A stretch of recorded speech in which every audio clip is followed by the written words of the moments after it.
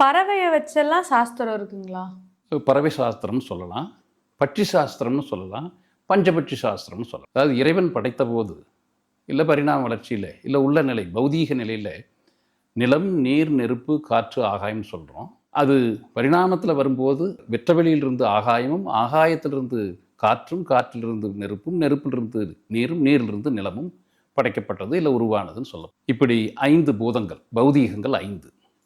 இப்படி இருக்கிற நிலையில் ஜோதிட ரீதியாக 27 நட்சத்திரங்கள் இருக்குது. அந்த 27 நட்சத்திரங்களையும் 5 பகுதிகளாக, 5 குரூப்புகளாக, குழுவுகளாக பிரிக்கிறாங்க. பூதங்கள் 5, நட்சத்திர குழுக்கள் 5. இப்படி இருக்கிற பூதங்கள் 5ஐயும் நிலத்துக்கு, நிலம் என்பதற்கான குறியீடாக வல்லூருங்கிற பறவையை பொறுத்துறாங்க. நீருக்குண்டான பறவை ஆந்தையை பொறுத்துறாங்க. நெருப்புக்குண்டான பறவை காகத்தை பொறுத்துறாங்க. காற்றுக்குண்டான பறவை கோழியை பொறுத்துறாங்க. ஆகாயத்துக்குண்டான பறவை மயிலை பொறுத்திருக்காங்க. இப்படி 5 பறவைகளை பொறுத்திருக்காங்க. இப்படி 5 பறவைகளுக்கும் 5 தொழில்களை நிர்மாணம் பண்ணியிருக்காங்க. உணவை உண்டு, அரசாட்சி செய்து, நடந்து, தூங்கி, சாகக்கூடிய நிலை. உண்டு, அரசாண்டு, நடந்து, தூங்கி, சாகும் 5 தொழில்களையும் இந்த 5 பட்சிகளுக்கும் வச்சுருக்காங்க.